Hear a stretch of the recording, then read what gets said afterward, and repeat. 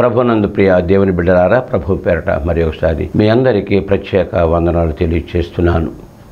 దేవుడు తన కృపను బట్టి, ఉచితమైన ప్రేమను బట్టి సజీవుల లెక్కలో ఉంచి మరి యొక్క నెలలో ప్రవేశింపు చేశాడు దేవుడు. కనుక ఆయనకు వందనాలు, స్తోత్రాలు, స్తుతించ అవసరం మనకెంతో ఉన్నదని ప్రభు పేరట మనవి చేస్తున్నాను. షారుణ పావురు స్వరం అనే ప్రార్థన టీవీ ద్వారా ఈ వర్తమానాలు వింటున్న దైవ బిడ్డలందరికీ వందనాలు. మరి ఇక కార్యక్రమాన్ని జరిగించడానికి మా ప్రియులు సురేష్ బాబు గారు, రాజా రమేష్ గారు వారు ఈ కార్యక్రమాన్ని వారు తన భుజస్కంధాల మీద మోసుకొని వారు నడిపిస్తున్నారు. వారిని, వారి కుటుంబాలు దేవుడు దీవించునుగాక. దేవుని పని మనం చేయాలి అని దేవుని ఆశ. ఈ లోకంలో ఎందుకు మనం బ్రతుకుతున్నామంటే, ఆయన ఎందుకు బ్రతికిస్తున్నాడంటే, ఎప్పుడైనా ఆయన పని చేస్తావేమో, ఆయన ప్రకటిస్తావేమో అని ప్రభు ఆశిస్తున్నాడు. ఆయన తపన. కోత ఎంతో విస్తారముగా ఉంది, కోసేవారు తక్కువగా ఉన్నారు. కోసేవారు సరిగా కొయ్యటం లేదు. కనుక పనివారిని పంపించమని ప్రభువుని వేడుకోమని యేసయ్య చెప్పాడు. కనుక ఈ సందర్భంగా ఈ మాటలు మీకు తెలియచేస్తున్నాను. దేవుడు తన పరిశుద్ధ గ్రంథాన్ని మనకిచ్చాడు. దివారాత్రులు దాన్ని ధ్యానించాలి అని ప్రభు పేరట మనవి చేస్తున్నాను. కనుక ఈ సమయంలో దైవ గ్రంథాన్ని నుంచి కొన్ని మాటలు మనం తెలుసుకోవాలి. ఈ విలువైన గ్రంథము భూలోక మానవులను పోషించున్నది, బలపరుచున్నది, దిద్దునది, హెచ్చరించున్నది, క్రీస్తు స్వరూపములోనికి మార్చేది దేవుని వాక్యము, ప్రార్థనా జీవితం. ఈ రెండు విశ్వాసికి కావలసిన ఆయుధాలు, వాక్యము, ప్రార్థన. కనుక మరి భక్తులంతా దీని మీద ఆధారపడ్డారు. వారి యొక్క ఏ మాటలు చెప్పడానికైనా వారికి గ్రంథం ఆధారం. ప్రథమం శాస్త్రం, ద్వితీయం గురుర్ వాక్యం, తృతీయం ఆత్మనిశ్చయం. ప్రథమం శాస్త్రం, ధర్మశాస్త్రం. దేవుని గ్రంథం ఏం చెప్తుందో, ఏం చేయమని చెప్తుందో, ఎలా ఉండమని చెప్తుందో అది చాలా ప్రాముఖ్యమైనది. కనుక దివారాత్రులు చదవమన్నాడు. అంతే, దివారాత్రులు చదువుకోమన్నాడు. కనుక బైబిల్ గ్రంథంలో అనేక విషయాలు. ఒక వ్యక్తి ఈ లోక యాత్రను ముగించుకొని పరలోకానికి వెళ్ళాలంటే ఏం కావాలో, ఎలా సిద్ధపడాలో అనే విషయాలు ఎప్పుడు జ్ఞాపకం చేస్తూ ప్రవక్తల ద్వారా, న్యాయాధిపతుల ద్వారా, భక్తులైన రాజుల, దైవజనుల ద్వారా దేవుడు ప్రకటిస్తూ ఉన్నాడు. కనుక ఆయన ఆలస్యం చేసేవాడు కాదు. త్వరగా రాబోతున్నాడు. ఆయన ఒకసారి వచ్చి వెళ్ళిపోయాడు, మళ్ళీ రాబోతున్నాడు. కనుక ఈ మాటలు ప్రభువు పేరట జ్ఞాపకం చేస్తూ ఉన్నాను. ఈ సమయంలో హెబ్రీయులకు రాసిన పత్రికలో 10వ అధ్యాయంలో కొన్ని మాటలు మనం చదువుకుంటాం. హెబ్రీయులకు రాసిన పత్రిక 10వ అధ్యాయంలో 37 నుంచి చదువుకుందాం. ఇక కాలం బహు కొంచెముగా ఉన్నది,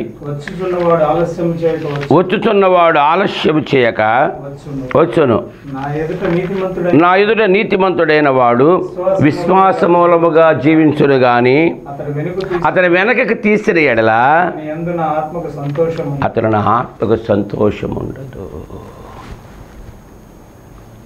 నా ఎదుట నీతిమంతుడైన వాడు విశ్వాసమూలముగా జీవించాలి. డబ్బు కొరకు జీవించకూడదు, డబ్బుతో జీవించకూడదు, లోకంతో జీవించకూడదు, లోకంలో జీవించకూడదు. ఎవడు లోకముతో స్నేహము చేయనో వాడికి దేవునికి శత్రువు. నా ఎదుట నీతిమంతుడైన వాడు విశ్వాసమూలముగా జీవించుడు కానీ అతడు వెనక తీసిన ఎడల అతని యందు నా ఆత్మకు సంతోషము ఉండదు. తర్వాత అయితే మనము నశించుటకు వెనుక తీసావా, నశించిపోతావంతే. నా గట్టిపై చెయ్యి వేసి వెనుక తిరిగి చూడలేనయా, నా గమ్యము నీవేనని సహనముతో సాగెదనయ్యా, సహనముతో సాగెదనయ్యా. ఏది ఏమైనా గాని నీతో ఉంటానయ్యా, నన్ను ఎవరేమన్నా గాని నిన్ను విడచిపోలేనయ్యా. అయితే మనం రక్షించుటకు వెనుక తీయవారము కాము కానీ ఆత్మను రక్షించుకున్నటకు విశ్వాసము కలిగిన వారమై ఉండాలి అని ఇక్కడ జ్ఞాపకం చేస్తున్నాడు. మనిషి జీవించేది కొద్ది కాలమే, మనిషి జీవించేది కొద్ది కాలమే. తిరిగి రానిదిరా కాలం, చెప్పి రానిదిరా మరణం.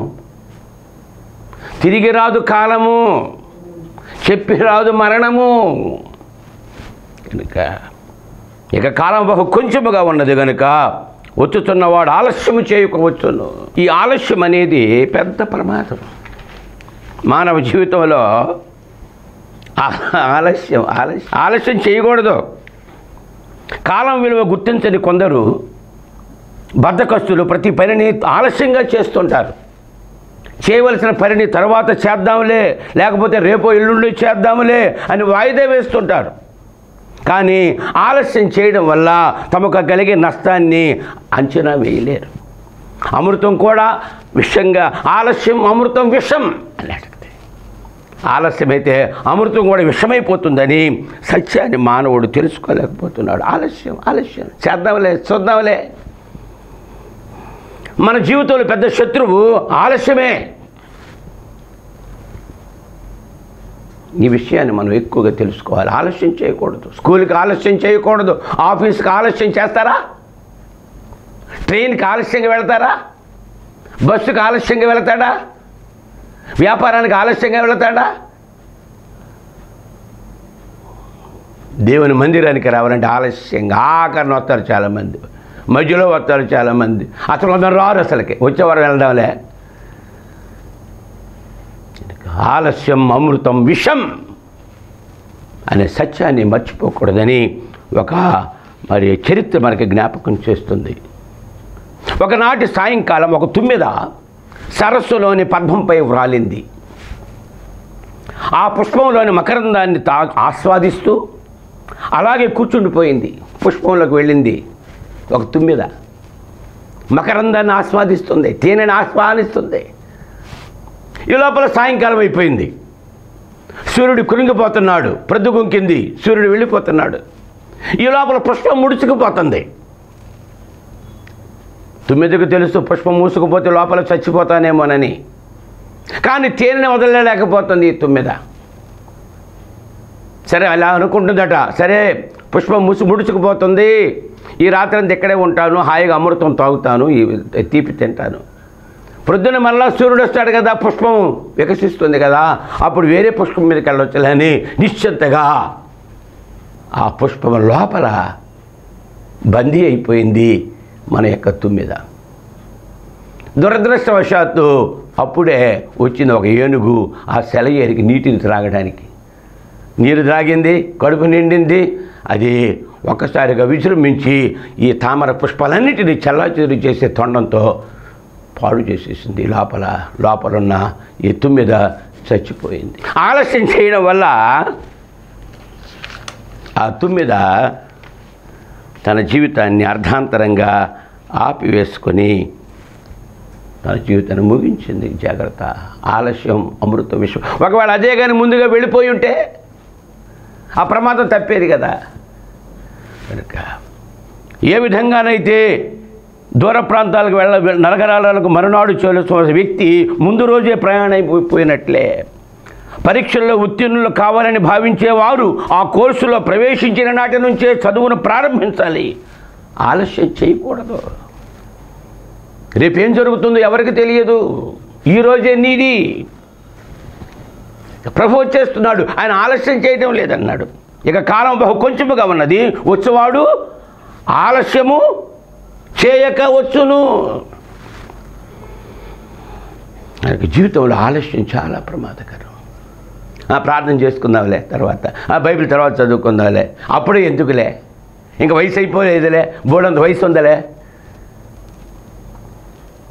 శతవత్సరములు మితము చెప్పిది కానీ నమ్మమున బాల్యమందో యవనమందో ముదిమియందో ముసలియందో ఊరను అడవిను ఉదక మధ్యమమును ఎప్పుడో ఏవేళో మరణమే నిత్యం సన్నిహితో మృత్యు జాతస్యం మరణం ధ్రువం.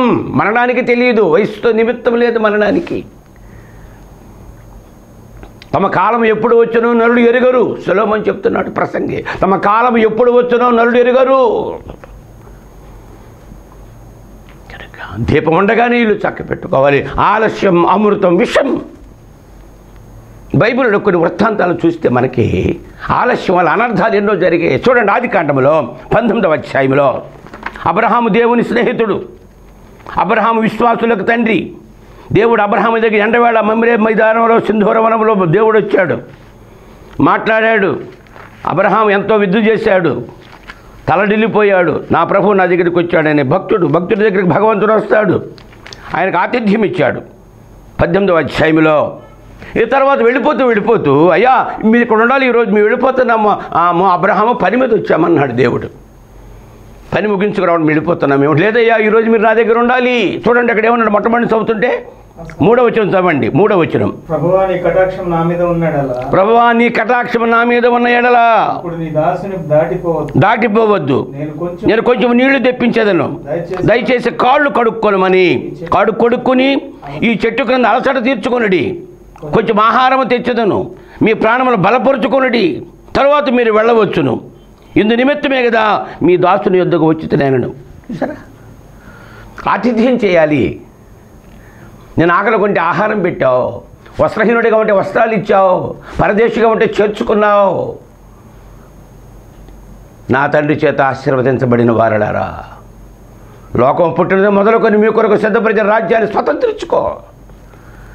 కనుక అబ్రహాం ఆ రోజు విందు చేసి దేవునికి వారిని శాంతిపరిచి సాగనంపుతున్న పరిస్థితుల్లో దేవుడు అన్నాడు, అబ్రహాం నా స్నేహితుడు కదా, ఇది దాస్తానా నేను?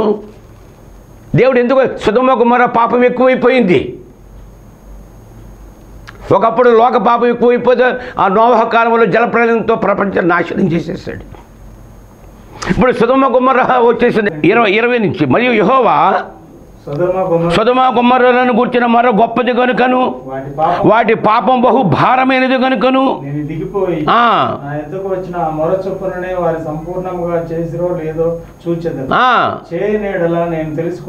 అని ఎంక్వైరీకి వెళ్తున్నాడు దేవుడు. సొదొమ గొమొర్రా గురించి పిటిషన్స్ ఎక్కువైపోయాయి, పాపం ఎక్కువైపోయింది, కంప్లైంట్స్ ఎక్కువైపోయాయి సొదొమ గొమొర్రా మీద. అది నిజమా కాదా ఎంక్వైరీకి వెళుతున్నా. ఎప్పుడైతే ఈ మాట అన్నాడో దేవుడు అబ్రహాంకు ఒక్కసారి లోతు జ్ఞాపకం ఉంచాడు. అరే లోతు సొదొమ గొమొర్రాలో ఉన్నాడే అని కొరకు ప్రార్థన చేయడానికి విజ్ఞాపన ప్రార్థన. అయ్యా అక్కడ 50 మందిని మోషే అబ్రహాం నేను సొదొమ గొమొర్రా నాశనం చేయడానికి వచ్చానయ్యా, ఎంక్వైరీకి వెళుతున్నా, ఒకవేళ ఎంక్వైరీ పిటిషన్ కరెక్ట్ అయితే వాళ్ళు నాశనం చేసేస్తా అగ్ని గంధకాలతో అని చెప్పి. అప్పుడు ప్రభువుని ప్రాధేయపడుతూ, అబ్బా 50 మంది నీతిమంతులు ఉంటే ఆ పట్టణాలను కాపాడుతావా అన్నాడు. 50 మంది ఉంటే చాలు కాపాడతా. అయ్యా ఒకవేళ 45 మంది ఉంటారేమో, ఒకవేళ 40 మంది ఉంటారేమో, 30 మంది ఉంటారేమో, 20 మంది ఉంటారేమో, 10 మంది ఉంటారేమో. దేవుడికి అర్థమైపోయింది, బేరం ఆడుతున్నాడు అబ్రహాము, విజ్ఞాపన చేస్తున్నాడు, ప్రాధేయపడుతున్నాడు అని. లోతు విషయం కదా ఆలోచిస్తున్నావు అని లోతును రక్షిస్తానని 2 దూతలను పంపించాడట. ఈ లోపల లోతు దగ్గరికి వచ్చారు. వాళ్ళు సాయంత్రం అయిపోయింది, ప్రజలందరూ ఊళ్ళందరూ చూస్తున్నారు. త్రాగుబోతులు, దుర్మార్గులు, దొంగలు, ద్రోహులు, ఇటువంటి వారి మధ్యకి దేవదూతలు వెళ్ళగానే వాళ్ళు చూశాడు, లోపలికి తీసుకుపోయాడు. వెంటనే ఏంటన్నాడు, అయ్యా ఈ 2 పట్టణాలు నాశనం అయిపోతాయి, మీరు వెంటనే బయలుదేరాలి. తెల్లవారిపోయింది. ఉదయాన్నే చరిత్ర అంతా మీకు తెలుసు. ఉదయాన్నే లోతుని వెంబడిస్తా తొందర పెడుతున్నారు దూతలు, వెళ్ళిపోవాలి మనం. చూడండి అక్కడ ఎక్కడది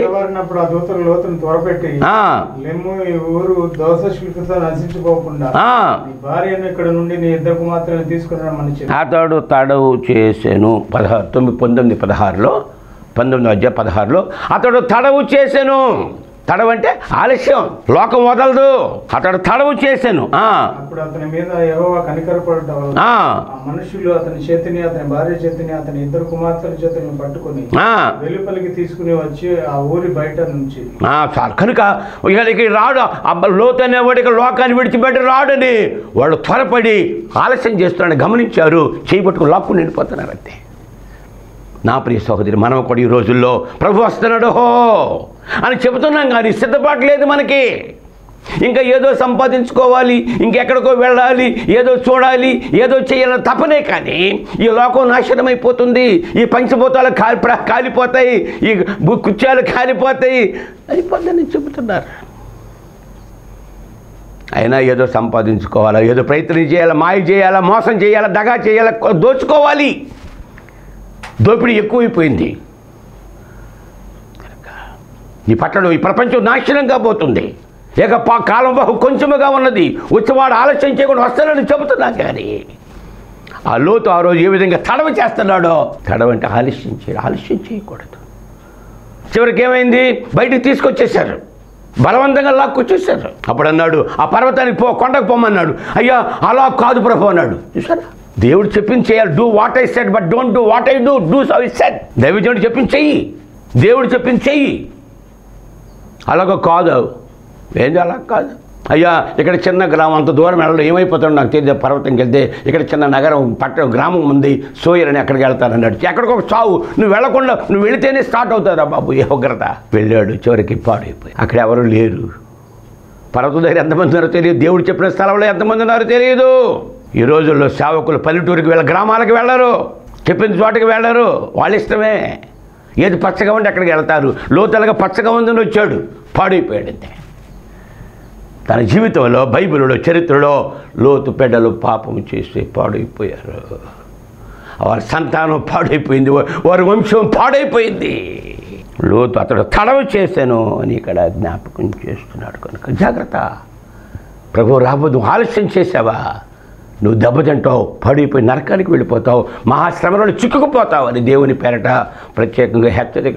ఆలస్యం అమృతం విషం. లోతు మాట వినలేదు కనుక, దేవుడు చెప్పిన చోటికి వెళ్ళలేదు కనుక తన జీవితాన్ని పాడు చేసుకుని చరిత్రలో ఒక భయంకరమైన చరిత్ర రాయబడింది. అతని గురించి చరిత్రహీనుడిగా మారిపోయాడు.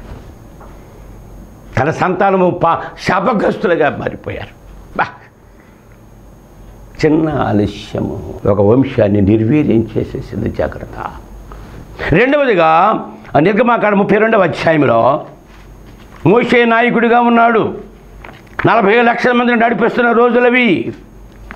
ఐగుప్తు సామ్రాజ్యాన్ని నుంచి 430 సంవత్సరాల దాస్యం నుంచి విడుదల చేసి వారు నడిపిస్తున్న ఆ రోజుల్లో 32వ అధ్యాయంలో ఏం జరిగిందో ఇక్కడ మనం జ్ఞాపకం చేసుకుందాం. దేవుడు అన్నాడు, మోషే నా బిడ్డలకి ధర్మశాస్త్రం కావాలి, నిబంధనలు కావాలి, కట్టుబాట్లు కావాలి, క్రమశిక్షణ కావాలి, నువ్వు కొండ మీదకి రా, నీకు ధర్మశాస్త్రాన్ని 10 ఆజ్ఞలు ఇస్తామని చెప్తే మోషే వెళ్ళిపోయాడు అహరోనికి అప్పగించి. 40 రోజులు ఉన్నాడు. దేవుడు ఎన్నో ధర్మాలు చెప్పాడు, రాసుకున్నాడు. అది ఆ ఆజ్ఞలు రాశాడు, 2 పలకల మీద చెక్కిచ్చాడు. ఈ లోపల అక్కడ ఏం జరిగిందంటే చూడండి, 32:1 చదవండి. మోషే కొండ దిగకుండా తడవు చేయుట ప్రజలు చూచినప్పుడు, మోషే కొండ దిగకుండా తడవు చేయుట ప్రజలు చూచినప్పుడు ఆ ప్రజలు అహరోను దగ్గరికి వచ్చి ఏమన్నారండి? లెమ్ము, మా మందరం నడిచిన ఒక దేవతను మా కొరకు చేయుము. ఆ మోషేను ఏ నాయకుడు నడిపించాడో అతను దేవుని పని మీద దేవుడు పిలిస్తే తెలిసి వీళ్ళందరికీ, అయినప్పటికీ వాళ్ళు పాడైపోయారు. తడవు చేశాడట. ఇక్కడ చూడండి 7వ వచనం చదవండి. కాగా యెహోవా మోషేతో ఇట్లనెను, నీవు దిగి వెళ్ళిపో మోషే, నీకు ఆలస్యం చేయొద్దు మోషే, నువ్వు దిగి వెళ్ళిపో. నీ ప్రజలు చెడిపోయారు. మోషే తడవ చేయడం వల్ల, ఆలస్యం చేయడం వల్ల, తొందరగా రాకపోవడం వల్ల ఆ ప్రజలు చెడిపోయి విగ్రహారాధన వైపు మళ్లించబడ్డారు. జాగ్రత్త, నువ్వు తడవ చేసావా నీ జీవితం పాడైపోతుంది. 40 లక్షల మందిని దేవుడు అన్నాడు, వీళ్ళు పాడు చేసి చంపేస్తాను మోషే, మరలా నీతో కొత్త జనాంగాన్ని ఏర్పాటు చేస్తానంటే మోషే ఒప్పుకోలేదు. నాకెందుకు ప్రభువా ఆ మాట, వాళ్ళు నీ ప్రజలయ్యా.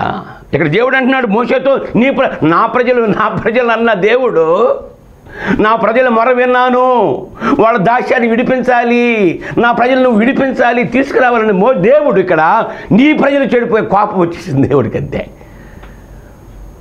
జాగ్రత్త. మోషే తడవ చేయడం వల్ల ఇశ్రాయేలు జనాంగము చెడిపోయేది. లోతు తడవ చేయడం వల్ల తన కుటుంబము నాశనమైపోయింది.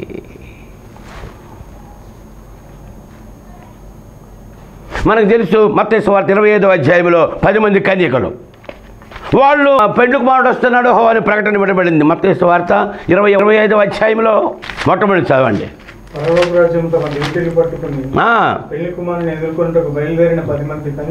పోలి ఉన్నది 10 మంది కన్యకులు, 5గురు బుద్ధిగల 5గురు బుద్ధి లేని వాళ్ళు.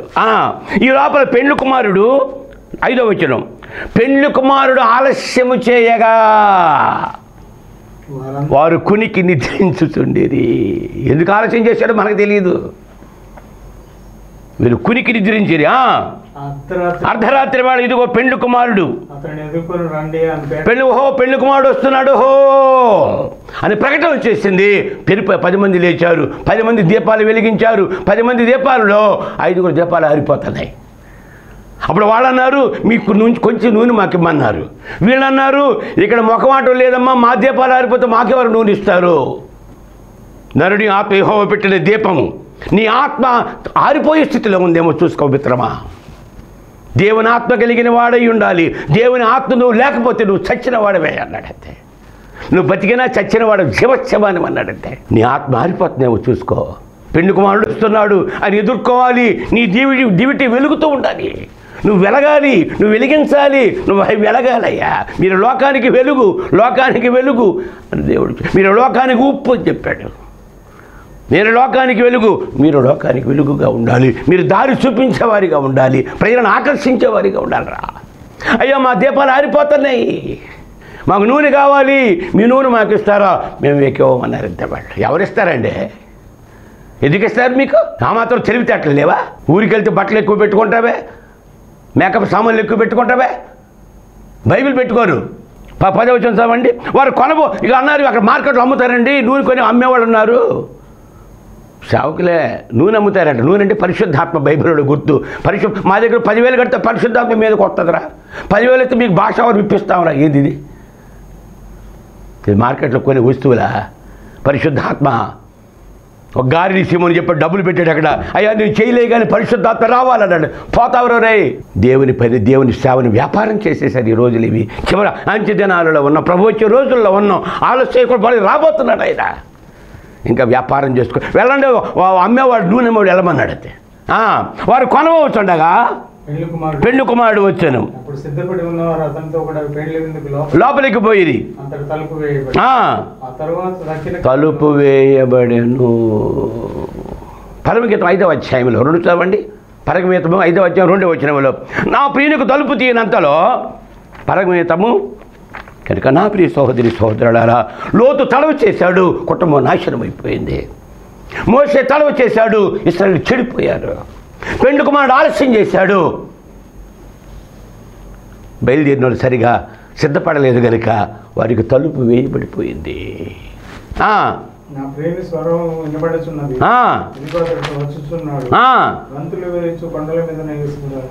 5వ అధ్యాయంలో 2వ వచనం చదవండి. నేను నిద్రించితేనే కానీ నా మనస్సు మేలుకొని ఉన్నది. నా సహోదరి, నా ప్రియురాల, నా పౌరమా, నా నిష్కరాలంక ఆలకించుము. నా తల మంచుకు తడిసినది, నా వెంట రాత్రి కొన్ని చినుకలకు తడిసినవి. నాకు తలుపు తీయమనుచు నా ప్రియుడితో ఆజ్ఞలు తట్టుచున్నాడు. నేను వస్త్రం తీసివేసి తిని, నేను మరలా దాన్ని ధరింపనేలా. నా పాదాలు కడుగుకుంటుని, నేను మరలా దాన్ని మురికి చేయలేలా. తలుపు సందురుడు నా ప్రియుడు చెయ్యి ఉంచగా నా అంతరంగం తలుపు తీయవే బాబు, తలుపు తీయమ్మా. ఈ లోపల ఈవిడ లేవడం అలసిపోయిపోయింది. ఇప్పుడే పడుకున్నాను కదా, మాకు తెలియదా? దేవుడు అంటే మాకు తెలియదా? భక్తి అంటే మాకు తెలియదా? ప్రార్థన అంటే మాకు తెలియదా? మీరు చెప్పొచ్చారా? నేను పడుకున్నాను, నేను కాలు కడుక్కున్నాను, నేను పవిత్రుణ్ణి. పోతావా? 6 చదవండి. నా ప్రియుడు నేను తలుపు తీయనంతలో అతను వెళ్ళిపోయాడు. వీరు నూనె కొండకి వెళ్ళారు. వెళ్ళగానే పెళ్లి కుమారుడు వచ్చాడు, తలుపు వేసేసాడు. లోపలికి వెళ్ళి అక్కడ సిద్ధపడి ఉన్న వారు లోపలికి వెళ్ళిపోయారు. తలుపు వేయబడిపోయింది, ఆలస్యమైపోయింది. వచ్చారు, తలుపు తట్టారు. అక్కడ మీరెవరో నాకు తెలియదు, పొందండి. అయ్యా మేమేం వచ్చామయ్యా. సారీ మిస్టర్, సారీ అమ్మలారా, తలుపు వేసేసారు. నా ప్రియ సహోదరి, వారి కొనబోతుండగా పెళ్లి కుమారుడు వచ్చాడు. మత్తయి 25వ అధ్యాయంలో 24:46 నుంచి చదవండి. యజమానుడు వచ్చినప్పుడు ఏ దాసుడు ఎలాగో చేయుతుంటే అతను కనుగొనో ఆ దాసుడు ధన్యుడు. దేవుని అక్కడ ఏమన్నాడు చూడండి, అక్కడ 45వ వచనం చదవండి. యజమానుడు తన ఇంటి వారికి తగిన వేళ అన్నం పెట్టుటకు వారిపైన ఉంచిన నమ్మకమైన వాడు బుద్ధిమంతుడైన దాసుడు ఎవడు? చదవండి. యజమానుడు వచ్చినప్పుడు ఏ దాసుడు ఇలాగూ చేయుచున్నట్టు అతను కనుగొనును ఆ దాసుడు ధన్యుడు. ధన్యుడు. అతడు తన యావదాస్తి మీద వారిని ఉంచునని దేవుడు ఏ పని నీకు అప్పగించాడో, ఏ ఆహారం పెట్టమని, క్షయమైన ఆహారం కాదు, అక్షయమైన ఆహారం పెట్టమని నిన్ను పంపించాడో ఆ అక్షయమైన ఆహారం నువ్వు పెట్టకపోతే, నువ్వు పెట్టాలి, వాడు ధన్యుడు. తర్వాత అతను తన యావదాస్తిని మీద అయ్యా నా బిడ్డలకు ఆహారం పెట్టావు, వాళ్ళు పోషించావు, వాళ్ళు బలపరిచావు, వాళ్ళు సిద్ధపరిచావు, నా ఆస్తి నీకు రాసేస్తున్నాను అన్నాడు. తర్వాత అయితే 48వ వచనం, దుష్టుడైన ఒక దాసులు కూడా దుస్తులు ఉంటారనమాట. మంచోళ్ళు ఉంటారు, చెడ్డోళ్ళు. నువ్వు మంచోడువా చెడ్డోడువా? చెడ్డ దాసుడువా మంచి దాసుడువా? అయితే ఆ దుష్టుడైన దాసుడు తన యజమాని ఆలస్యం చేస్తున్నాడని మనస్సులో అనుకొని తిరుచు త్రాగుతూ ఉండట కంటే కనిపెట్టే దినములో వాడు అనుకోనని గడియలోను వాని యజమానుడు వచ్చి వారిని నరికించి వేషధారులతో కూడా వాని పాలు నియమించి. కనుక నా ప్రియ సహోదరులారా, తలుపు తడుతున్నాడు. తలుపు తీస్తే ఆలస్యం చేసావా వెళ్ళిపోతాడు. అయినా వెళ్ళిపోతే నీ బ్రతుకు బస్టాండ్ అయిపోతుంది. జాగ్రత్త. కనుక ఎందుకు ఆలస్యం చేస్తున్నాడు? పేతురు రాసిన పత్రిక 2వ అధ్యాయం, 2వ పేతురు రాసిన పత్రిక 3వ అధ్యాయంలో 9 చదవండి. కొందరు ఆలస్యం ఎంచుకునేటట్లు ఆయన తన వాగ్దానం గురించి ఆలస్యం చేయవాడు కాడు, కానీ ఎవడనూ నశించవని నిశ్చయింపక అందరూ మారు మనసు పొందవలని కోరుచు మీ ఎడల దీర్ఘశాంతం. అందరూ మారు మనసు పొందాలి, ఏ ఒక్కరు నశించకూడదు. లోతు ఆలస్యం చేశాడు, కుటుంబం పాడు చేసుకున్నాడు. మోషే ఆలస్యం చేశాడు, ప్రజలు పాడైపోయారు. 5 కన్యకలు ఆలస్యం చేశారు, తలుపు మూసివేయబడింది. జాగ్రత్త, నువ్వు పరలోకం వెళ్ళాలంటే ఈరోజు ఆలస్యం అమృతం విషయం అంటున్నారు కనుక నువ్వు సిద్ధపడి నీ వారిని సిద్ధపరిచి ఆ పరలోకంలో ప్రవేశించే భాగ్యాన్ని ప్రభు అనుగ్రహించునుగాక. మమ్మల్ని మిక్కిలిగా ప్రేమించిన మా పరలోకపు తండ్రి యేసయ్యానికే స్తోత్రాలు చెల్లిస్తున్నా. ఇంతవరకు నీ బిడ్డలతో మాట్లాడావు ప్రభు. ఆలస్యం అమృతం విషయం. లోతు ఆలస్యం చేస్తే కుటుంబం పాడైపోయింది నాయన. మేము ఎప్పుడు ఆలస్యమే, మా బ్రతుకంత ఆలస్యమే, గుడికి ఆలస్యమే, పనికి ఆలస్యమే. అందుకే మేము ఎదగలేకపోతున్నాం. ప్రభువానికే స్తోత్రాలు చెల్లిస్తున్నాను. నాయనానికే స్తోత్రాలు ప్రభు. తొందరగా పెందలకడ లేచేవాడు నీ జీవితంలో చూస్తే పెందలకడ యేసయ్యా కొండకు వెళ్ళిపోతున్న ప్రార్థన చేయటానికి ప్రభువ పెందలకడ లేచే భాగ్యాన్ని మాకు అనుగ్రహించండి నాయన. ఆలస్యమైన శత్రువును అధిగమించే శక్తి మాకు దయచేయమని ప్రత్యేకంగా ప్రార్థిస్తున్నాను. బిడ్డలను దీవించండి. పరలోకం పోగొట్టుకుంటే మా జీవితం వ్యర్థమైపోయినట్టే. ఎన్ని సంపాదించినా, ఎంత భక్తి చేసినా పరలోకంలో ప్రవేశించకపోతే, నీ దగ్గరికి మేము రాలేకపోతే మా జీవితం అర్ధాంతరంగా ముగిసిపోతుంది. ఆ 9 ఏ విధంగా తన జీవితాన్ని పాడు చేసుకుని ఆలస్యం చేసి, అలాగే మేము కూడా ఆలస్యం చేస్తే నరకానికి పోతాం కనుక క్షమించి కనికరించి మమ్మల్ని తొందర పెట్టి బలవంతం చేసి నీ రాజ్యానికి సిద్ధపరచమని యేసయ్య శక్తి కలిగిన నామమును వేడుకొనుచున్నాను తండ్రి. ఆమె మన ప్రభువును రక్షకుడు యేసుక్రీస్తు కృపయు తండ్రి అయిన దేవుని ప్రేమ పరిశుద్ధాత్మ సహవాసము నిరంతరం మీకు మీ కుటుంబాలకు తోడుగా ఉండి అధికముగా వర్ధిల్ల చేయునుగాక. ఆమేన్.